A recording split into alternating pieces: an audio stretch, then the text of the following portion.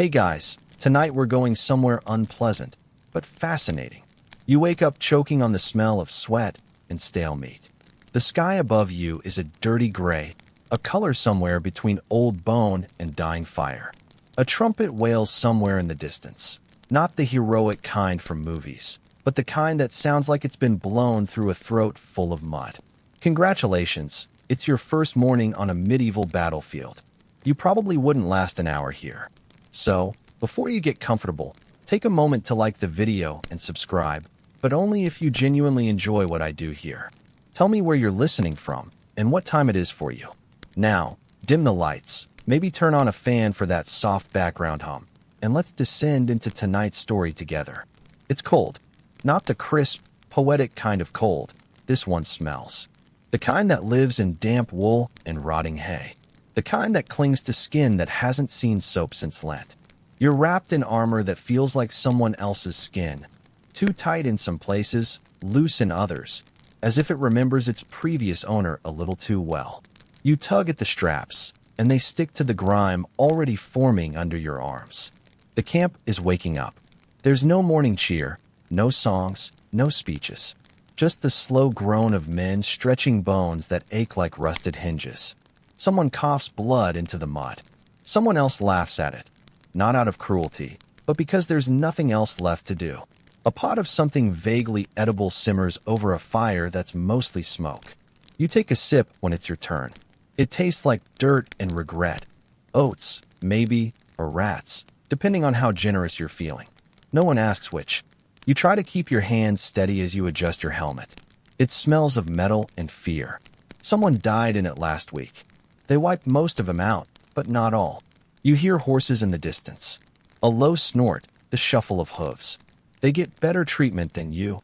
Brushed, watered, even blessed. You, on the other hand, haven't had a real bath since childhood. You don't smell like a soldier. You smell like a man who's already begun to rot. A priest shuffles through the mud, swinging incense that barely masks the odor. He's mumbling something about forgiveness, though it's hard to hear over the rasp of whetstones and the steady rhythm of sharpening.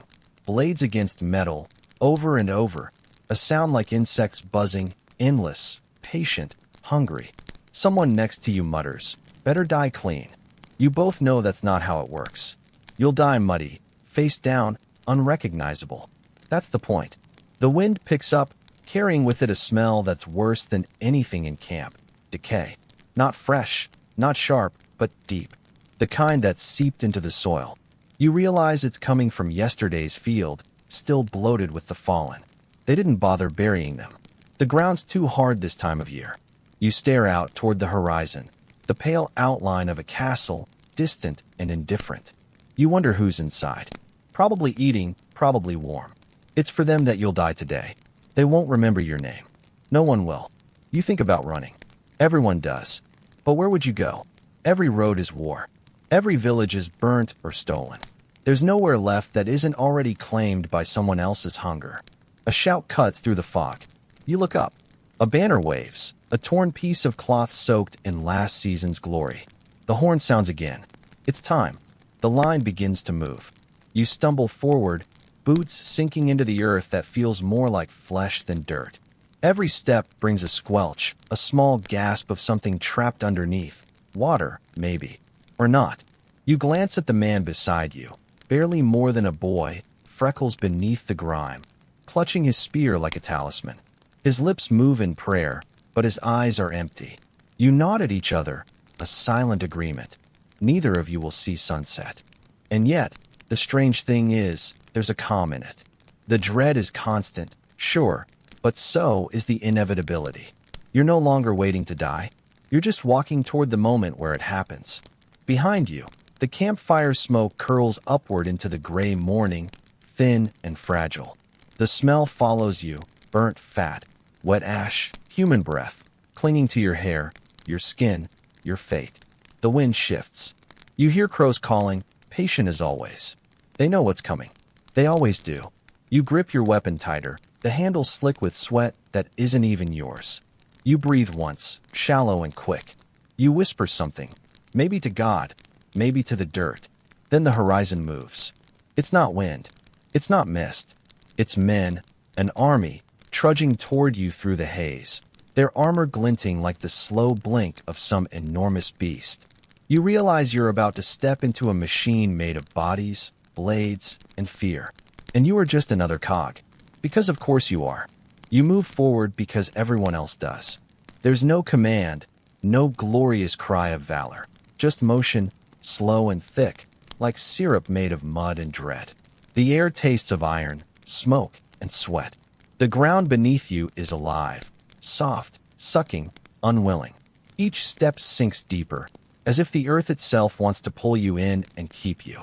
It's rained for 3 days straight, and the field has become a grave before the dying even begins. The mud clings to your boots, to your legs, to your soul. Every step feels like dragging a corpse, maybe your own. Ahead, the line ripples, not from courage, but from fear disguised as movement. Shields rattle, pikes tremble, horses snort. Somewhere, a knight in polished steel mutters a prayer that's been said so many times it's lost its meaning. You catch the words anyway. Domini, salvum fac regem. God save the king. Not you, just him. You wipe your nose on the back of your glove and smell leather, grease, and the faint rot of mildew. You think of home, though you're not sure if that word means anything now. The plague took your brother. The Lord took your fields. The war took what was left. There's nothing waiting for you except the promise of less pain than the man next to you. The banner ahead tilts in the wind, a faded animal on torn cloth. It's supposed to inspire you, but it just looks tired. The mud grows deeper. A horse screams, not like in movies, but a high, human kind of scream that cuts straight through bone. It goes down hard, thrashing, crushing a man beneath it. No one helps. There's no room to. Someone spits and steps over them both. You think about turning back, but behind you is just more of the same. Rows of faces pale with hunger, eyes already looking past the horizon, past this morning, past life itself. And then, the first arrow. It makes no sound you can prepare for. Just a hiss and a wet thunk as it finds someone's face. He falls without a word. You feel something hot on your cheek. His blood, probably. And you realize that's the moment. The one historians later call the beginning of battle. For you, it's just when things start to fall apart. The second arrow hits someone's throat. The third misses you by a whisper. You don't even flinch anymore. The noise is constant now. The whir of arrows, the scream of men, the frantic snort of terrified animals. It's chaos. But you keep moving, because stopping means being crushed or trampled or forgotten. The mud swallows a body next to you. You hear bubbles rising, slow, obscene, as the earth drinks him. No one looks down. You realize something then. This isn't about courage. It never was. It's about which direction the panic moves in. You step on something soft. It's a hand, or maybe just the memory of one. You don't look back. A man to your left starts praying out loud, voice breaking between words. Another tells him to shut up. He doesn't. The prayer turns to a sob, then a scream. The scream becomes part of the noise. You taste metal in your mouth, fear, blood, maybe both. It doesn't matter. You've stopped caring which is which. The world narrows. There's no sky now, no horizon, no sense of direction. Just mud, blood, and noise. The sound of boots squelching. The thud of bodies falling. The hiss of breath leaving lungs too quickly. Someone shouts a command, and the front line starts to run. Not fast, just enough to turn the march into a push. You run too, or rather, you let the crowd carry you. The mud sprays up, splattering your face, your armor, your last clean thought. You catch a glimpse of the enemy through the mist. Not faceless demons, just men like you. Dirty, afraid, shaking. Some of them cross themselves. Some spit. Some just stare, hollow-eyed, like ghosts who haven't realized they're dead yet. And then, collision. The sound is like nothing else. Metal striking metal, skull cracking against shield, the low grunt of a blade entering flesh. You don't see much, just flashes of silver, red, and brown. The air thickens with screams and steam. You're hit in the side by something blunt, stumble, and feel your ribs protest. You swing back without thinking. Your sword meets resistance, soft, then nothing. You don't even know who you've hit. It doesn't matter. Someone behind you shouts that the line is breaking. Another shouts that it's holding. Both are lying. The only truth here is in the mud. It's eating everything. The man next to you collapses, clutching his stomach. His intestines spill out, slick and pale, steaming in the cold air. He looks at you like you might help him. You don't. You can't. The living have no time for the dying. A horse's hoof slams near your head, spraying filth into your eyes. You blink and taste it, a mix of blood, manure, and rain. The smell is so strong it burns. This is the part no one writes about. The texture of it, the stink, the absurdity. You realize you're fighting not for honor or king, but just for a small, stupid chance to keep breathing another minute. And even that feels like too much to ask. You hear a bell somewhere in the distance, or maybe it's just your ears ringing. For a moment, the world feels very far away, muffled, slow. You wonder, briefly, if this is what dying sounds like. No one really knows why anyone keeps fighting once it starts. Pride? Fear? Habit? It all blurs together into the same hopeless noise. You trip over another body. You land hard, face first, into the mud. It fills your mouth, your nose, your eyes. You choke and push yourself up, gasping, just in time to see another wave coming toward you. Fresh soldiers, bright and clean, still believing in glory. You almost laugh. Because of course they do. You don't remember standing up again. You just are. Somewhere between falling into the mud and clawing your way out, you became part of the noise. A single sound among thousands, all grinding against one another like teeth. The air is thicker now, full of steam and dust and the sharp sting of iron. You breathe it in and taste rust. Everything tastes like rust. Ahead, the lines crash again. You can't see the enemy's faces, only shapes, glinting metal, shadows lunging. The impact is less like a fight and more like two tides colliding. No clean duels, no graceful moves, just weight, chaos, and survival. Your arm moves because it has to. You swing, block, shove, repeat. The sword grows heavier, as if it's collecting all the souls it's taken. Every blow lands with the sound of wet wood splitting. Sometimes it's armor. Sometimes it's not. Someone screams your name. You think, but when you turn, it's not a friend. It's no one you know. Just a man with half his face gone, trying to hold himself together. He gurgles something, then falls. You don't stop. You can't. You push forward into the press. The bodies around you are so close you can feel the tremor of their hearts through your armor.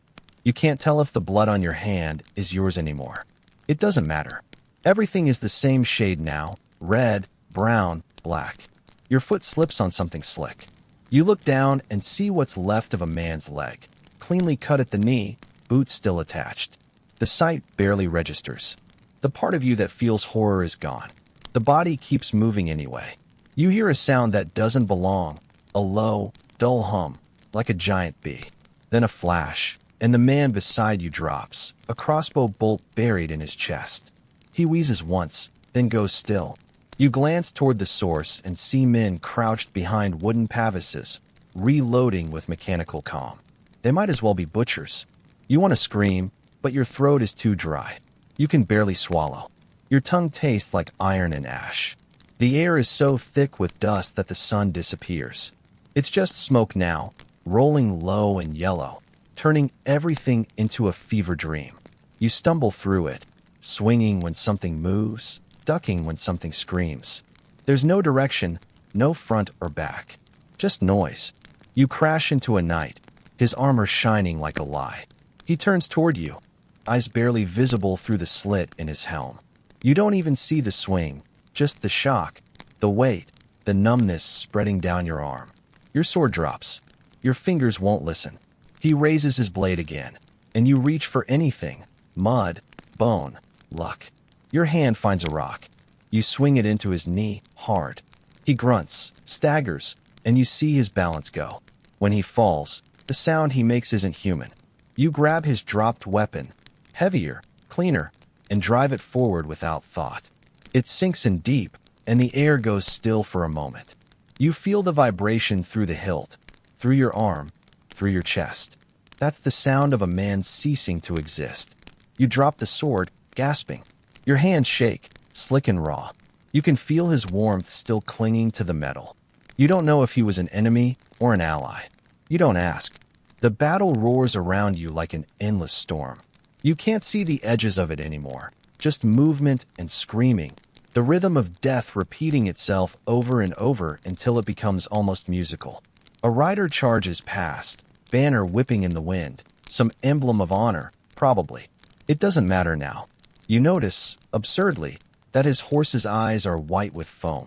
You can smell the animal's fear before you even hear the sound it makes, a high, shrill cry that could almost be laughter. You duck as another sword flashes by. You feel it clip your shoulder, a hot sting that turns to warmth, then to nothing. You press your hand there out of instinct.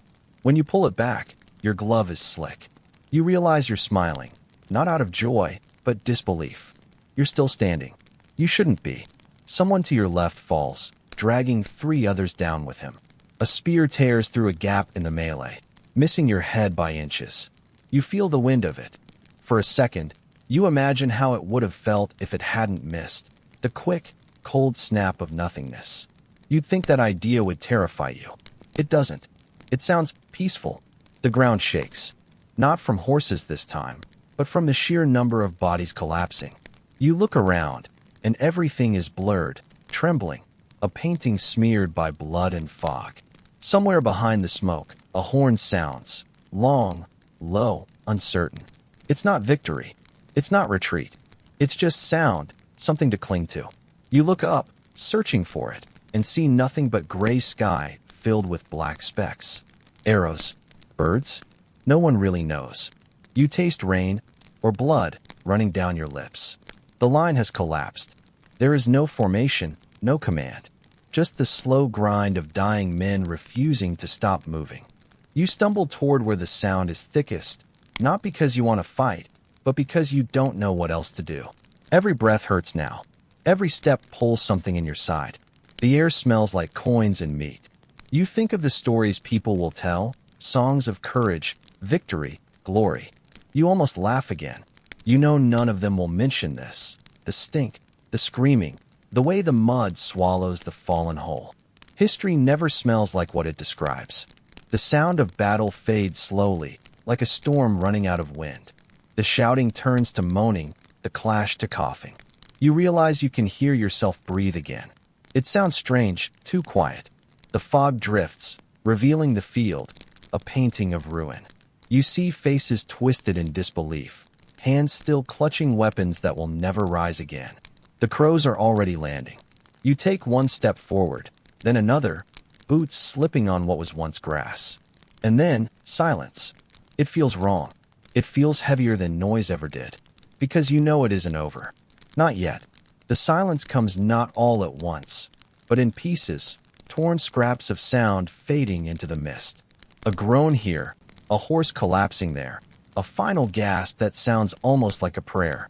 You stand in it, dizzy, your body swaying as if still being pushed by invisible hands. The battle has stopped moving, but it hasn't ended. Nothing ever ends cleanly here. The ground is soft with what used to be men. Every step squelches, the mud thick with blood, straw, and fragments of lives that just ended without ceremony. You look down and can't tell what's earth and what's flesh anymore. It all looks the same. A faint drizzle starts to fall, not enough to clean anything, just enough to make the mess gleam. Steam rises from the bodies, blending with the fog. It smells like cooked meat and wet iron. You breathe through your mouth, but the taste still finds you. Somewhere close by, a man is crying for his mother. His voice cracks between words, childlike and raw. You turn your head, but don't move toward him. There are too many voices like his now. Some sobbing, some whispering, some just humming to themselves as they bleed. You try to speak, but your throat is sandpaper. Your tongue sticks to the roof of your mouth. You find your flask, dented, half empty, and drink. The water tastes of leather and rot. You don't care. You take off your helmet. The air hits your face, cold, wet, filthy. The world is a blur of red and brown and gray. You rub your eyes, and your fingers come away, smeared with something warm. You stop looking. A horse limps past you, dragging its entrails. Its rider lies face down a few paces behind, armor cracked open like a beetle shell. The animal keeps walking, slow and stupid, until it disappears into the mist. You hear a voice close to your ear, a whisper. You turn and see a soldier propped against a broken spear, pale as tallow. His lips move soundlessly, and you lean closer, thinking maybe you can catch his last words. But all that comes out is a wet rattle. Then his head tilts back, eyes open to nothing. You stare for a while, then take the dagger from his belt. He doesn't need it anymore. You look around. The banners are gone. The officers too. The field is just quiet. 1,000 men reduced to scenery. The birds haven't started yet, but you can feel them waiting. Your boots slip on the slope of a corpse pile. You steady yourself on a shield, slick with mud and brain. You mutter something under your breath. Not a prayer exactly, more a complaint. Even now, the absurdity of it sticks with you. How organized it all was before the killing started. How meaningless it all is after. You find a patch of ground that looks solid, though you know it's not, and sit. The weight of your armor presses into your shoulders. You can feel bruises blooming beneath it. The ache is deep and constant, as if your bones are humming. A few men still move among the fallen, checking for breath or signs of life, though mostly for rings and purses. You watch one kneel beside a corpse, pry open its hand, and pull off a ring with his teeth. He spits blood and grins. You almost laugh. The economy never sleeps. No one really knows how many die in a single battle like this. Not even the victors bother counting. The chroniclers will write that the enemy broke and fled. They won't mention the ones still crawling, half-buried, whispering to the worms. A sudden shout draws your eye. 2 men wrestling over a sword. One wins by biting the other's ear clean off. He pockets the weapon and limps away, blood running down his chin. You shake your head. You'd think the dying would make people gentler. It doesn't. The drizzle thickens into rain. You tilt your face upward, hoping it'll wash you clean. It doesn't. The water runs red down your armor, pooling at your knees. The smell of it, wet steel, rot, and ozone, fills your lungs. In the distance, someone is singing. A single voice, cracked and off-key. You can't tell the language. Maybe a hymn, maybe a lullaby. It rises and falls with the wind, hollow and haunting. For a moment, it almost sounds beautiful. Then it stops mid-note. You sit there for what feels like hours. The rain slows again, and the fog thickens. The battlefield becomes shapeless, a smear of movement and shadow. Somewhere to your right, a man coughs once, twice, then doesn't anymore. You think about all the rules you were taught, honor, loyalty, faith, and wonder which of them still exist now. The truth is simple, none of them do. The only law left here is rot. You hear the first crow, a dry, guttural caw that cuts through the damp air like a knife. Then another, then 100. They descend without fear, hopping over faces, tugging at soft parts. They've been waiting for this. You watch one tear a strip from a man's cheek and fly off, triumphant. You can't blame it. The rain eases into mist again, and you stand, slow and unsteady. The mud pulls at your boots as if reluctant to let you go. You can feel something shifting beneath your feet. Gas, maybe, or something worse. You realize this is the quiet part people never describe. Not the glory, not the charge, not the songs. This, the aftersound, the dripping, the smell. This is where the real dying happens. You look down at your hands. They're trembling. You tell yourself it's from the cold. It isn't. You whisper, just to hear your own voice again. Is it over? But the field doesn't answer. It never does. And somewhere in the fog, something moves. At first, you think the movement in the fog is the wind. Then it speaks, not with words, but with the clatter of metal, the grunt of effort, the unmistakable rhythm of someone working. You squint through the haze and see them. The living crawling among the dead, pockets rustling, blades whispering as they cut through straps and flesh. The looters have arrived. They come in small groups, careful, methodical. Soldiers from both sides, peasants from nearby villages, women wrapped in cloaks. Some carry sacks, others knives. They move like rats through a feast. You watch one kneel beside a corpse, pull off a boot, and toss it over his shoulder without looking. Wrong size. He moves on to the next. The rain has stopped. The air hangs heavy and thick, a sweet, wet rot. The flies are awake now, hundreds of them, rising in black clouds every time someone turns a body. The sound is constant, a low, droning hum that seeps into your ears until it becomes part of your pulse. You wipe your face with your sleeve, but it only spreads the grime. The stench is unbearable. Blood, manure, decay, sweat, and something sourer. Open guts mixing with the mud. You breathe through your teeth, shallow and slow. It doesn't help. A man walks past you carrying a severed hand by the wrist, inspecting the rings still attached. He frowns, bites one, and tosses the hand into the ditch when it doesn't glitter enough. He doesn't even glance at you. You hear laughter. Not joyful, the kind that sounds too thin, too nervous. Someone's found a pouch of coins, still warm from its owner's blood. He jingles it like a toy. Another man beside him snatches it, and for a moment they wrestle in the mud, grunting, cursing, slipping. A dagger flashes once, twice, and one of them stops moving. The survivor wipes the blade on the dead man's sleeve and limps away with his prize. You think about stopping him. But why? Everyone here's already stolen something. Breath, blood, time. You pick your way through the field, stepping over what used to be men. The flies follow you like a halo, landing on your lips, your hands, your wounds. You slap at them until you realize it's pointless. They always come back. You hear a sound, soft, rhythmic, wet. You turn and see a woman crouched over a body, sawing through its belt. Her hands shake as she works. She's humming to herself, maybe to drown out the noise of what she's doing. When she's done, she takes the dagger from the corpse's side and tucks it into her dress. She doesn't even look at his face. You recognize him, the boy with freckles from this morning. His eyes are open, staring at the sky, at nothing. His mouth still shaped like a prayer he never finished. You kneel beside him for a moment. His skin is already cold.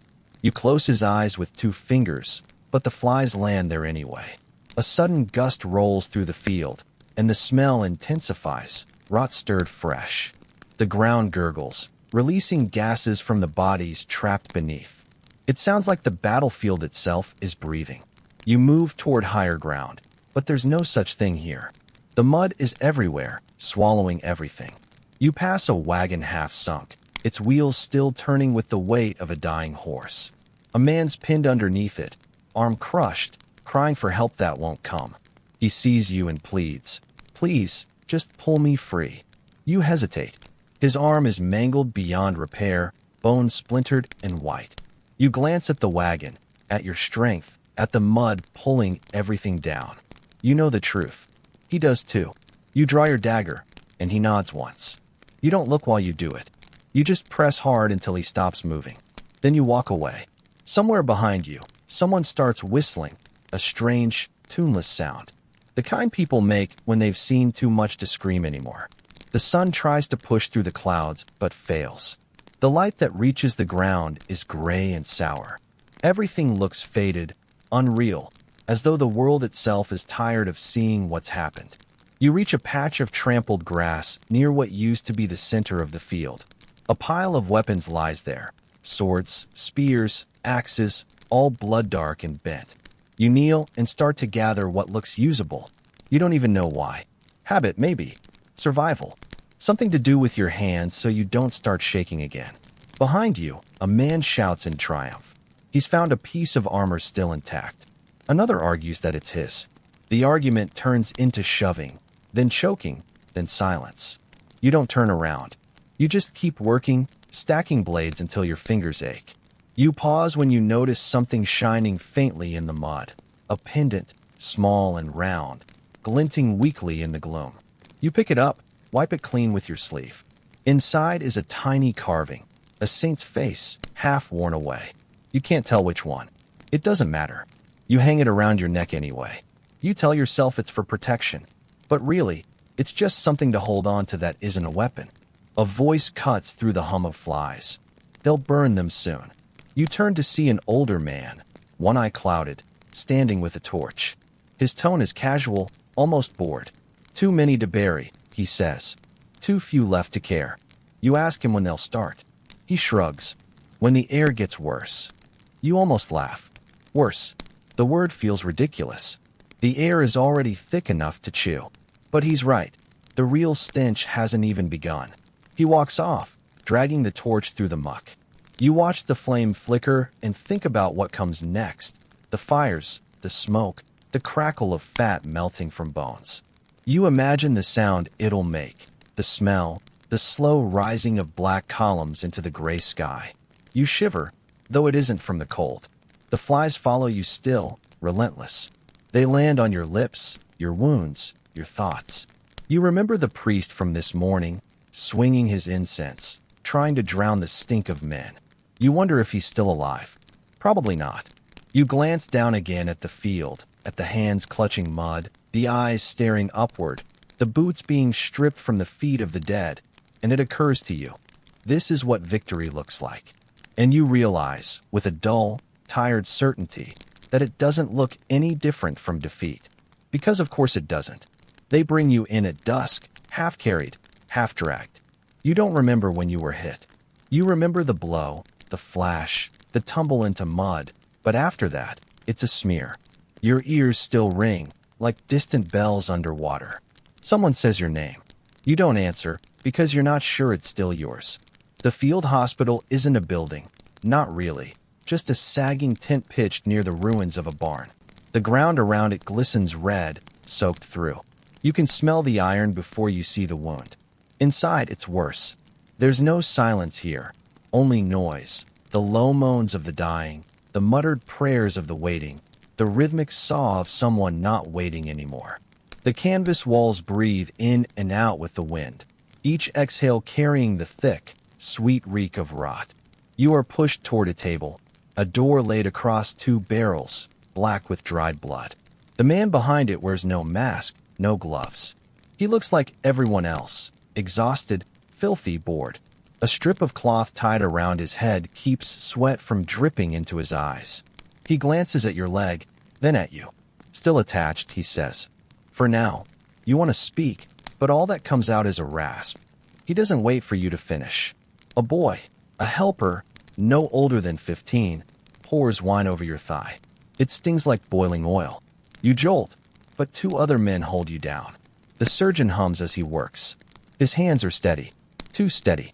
You realize he's done this hundreds of times before. He probes the wound with a hooked iron, muttering. You feel the metal scrape bone. The sound is faint, but you feel it deep in your skull. Shattered, he says, almost to himself. Won't mend right. He reaches for the saw. You try to sit up, but the hands on your shoulders tighten. One of the men leans close and mutters, "Bite." He presses a strap of leather into your mouth. It tastes like sweat and salt. The surgeon takes a breath and begins. The first stroke cuts through flesh with a wet sound, like slicing fruit. The second hits the bone. The vibration runs up your spine. You scream into the leather, but it's swallowed instantly by the other screams around you. A chorus of agony, layered and endless. The saw grinds. The smell changes, not blood now, but something hotter, meatier. He works quickly, efficiently. The boy keeps pouring wine. It does nothing. You feel every tooth of the blade. When it's over, there's a dull thump as the severed part of you hits the ground. You look and wish you hadn't. The surgeon wipes his hands on his apron, grabs a cautery iron from the fire, and presses it to what's left. The world goes white. When you wake, you're lying on the floor beside a dozen others. The air is thick with flies. Your mouth is dry, your head swims. The space where your leg used to be is wrapped in linen, still bleeding through. You can't tell if the warmth you feel is life or fever. Someone is whispering nearby, a soldier, delirious, talking to his missing arm as though it might answer back. Another man beside you is already dead, eyes open, tongue black. You stare at him because you're afraid to look at yourself. Outside, you hear horses being loaded, wagons creaking. The army is moving on. The surgeon doesn't look up. He's sharpening his saw. The boy is cleaning the table with sand. The next man is already waiting. You realize you're lucky, in a way. You'll live. Maybe. Night falls. The candles burn low. The moans fade one by one until only the buzzing remains. The surgeon steps outside, stretches, spits, and lights another pipe. The tent smells of wine and smoke and blood. You close your eyes and think of the battlefield, of the mud, the looters, the pendant still warm against your chest. You imagine what's happening out there now. The fires, the black smoke, the slow cooking of everything left behind. You think about how you'll walk again. You won't. You think about how you'll fight again. You can't. The boy returns, kneels beside you, and checks your bandage. His hands tremble. He's too young for this. You wonder what he dreams about, if he still can. He whispers, "You'll be fine." His voice cracks on the last word. You almost laugh. The sound that leaves your throat isn't laughter. You reach for the pendant, grip it tight, and feel the saint's worn face under your thumb. You whisper something, a prayer, a curse you don't know anymore. The boy looks at you, eyes wide, and for a moment you see yourself reflected there, pale, hollow, half-human. The surgeon calls for more wine. The saw hums again, and you realize this tent is just another battlefield, smaller, quieter, but no less cruel. You stare at the flickering flame in the brazier, and you know, the lucky ones are the ones who died before they ever made it here. Morning comes, though it doesn't feel like it. The air is thick and gray, the kind of light that doesn't shine, it seeps. You open your eyes to find the surgeon's tent nearly empty. The bodies are gone, the flies remain. Your bandage is stiff and heavy. Your throat feels like it's been packed with ash. You can hear men outside, already marching. You are not one of them anymore. Someone leaves a crust of bread near your head. It's stale, but you chew it anyway. You can taste blood in the crumbs. Your hand trembles as you reach for your canteen. Empty. You drink the air instead. It smells of iron, of piss, of smoke. Outside, wagons creak under the weight of the wounded. The horses snort. A crow lands on the wheel of a cart, cocks its head, and hops closer. It's not afraid of you. Nothing's afraid of you anymore. A priest comes by, the same one who blessed you before the battle. His robes are spattered now. His eyes don't meet yours. He says something about glory, about how your suffering serves a higher purpose. You don't respond. The words slide off you like rain off stone. He moves on to the next man, repeating the same sentence with a smaller voice. You pull yourself upright. It takes everything you have. The world tilts and swims. The pain is dull now, not gone, just settled in, like a guest who's decided to stay. You look down at what's left of you. It doesn't feel real. You half expect the missing part to be waiting somewhere nearby, like a misplaced glove. You crawl to the edge of the tent and push the flap aside. The field beyond is quiet now. Smoke rises in thin columns. You see what's left of yesterday. Armor stripped, banners burned, the earth itself torn open. The birds are busy. And in that moment, something inside you shifts. The fear is gone, replaced by something colder, a hollow kind of understanding. This is what war actually is. Not victory, not honor. Just mud and meat and memory. No one will write your name. The Lord who ordered this slaughter is already composing a ballad about it, leaving out everything that mattered. He'll call it a triumph. He'll have it sung at feasts. People will cheer. They'll never smell the things you've smelled. You drag yourself forward a little, just to see. Each movement sends a pulse of heat through your body. The mud sticks to your hands, still warm in places. You look up and see a helmet half buried nearby. You reach for it. Inside, there's still a piece of someone's scalp. You put it down carefully, like an offering. Somewhere behind you, a woman's voice cries out. She's searching for someone. You want to tell her not to look too closely, but she will. They always do. And what they find never looks like what they lost. The sun rises higher, washing everything in pale gold.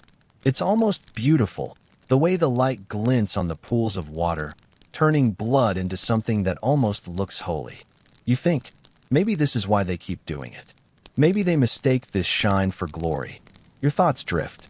You remember home, or what used to be home. The sound of the river, the feel of clean grass under your feet, the smell of bread before it burned, the way the world felt like it might be gentle once. It's hard to picture now. The memories feel too clean. You close your eyes and breathe. The air rattles in your chest. Somewhere far away, You hear the faint clang of a blacksmith, maybe already forging the next generation's weapons. The war doesn't end.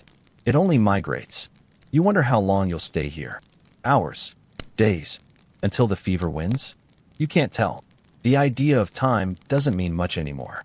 You measure it in heartbeats, in flies, in breaths that don't quite fill your lungs. And yet, a strange calm settles in. You've seen the worst of it. You've lived through something most won't even imagine. There's no lesson here, no reward. Just the quiet after the noise. The silence that comes when even death gets tired. The wind moves through the grass. The crows finish their work. The tents sag and sway. You lie back and stare at the clouds, pale and thin like ghosts. You think of the boy who said you'd be fine. You wonder if he's still alive. You hope he isn't. Not because you wish him harm, but because surviving this feels worse than dying in it. Somewhere in your head, a voice, maybe your own, maybe someone else's, whispers, "No one really wins." And you know it's true. You let your eyes close again. The sounds fade. The wind, the flies, the whispers. Even the pain softens, pulling back like a tide. The world narrows to warmth and darkness. You exhale once, slow and uneven. The air leaves your body like a confession. And slowly, everything grows quiet. The battlefield fades into a blur of gray. The last fires dim. The cries turn to murmurs. The sky folds in on itself. Somewhere, the earth exhales, heavy and wet, as if finally allowed to rest. The smoke rises, thin as thread. The wind carries it toward the horizon, where the next war waits. You don't follow. You've done enough. The world keeps moving without you. The crows, the banners, the songs of victory written by men who never saw the mud. But for you, it's over. The firelight flickers once, then fades. The night takes what's left. End of story. Sweet dreams. You've survived another century.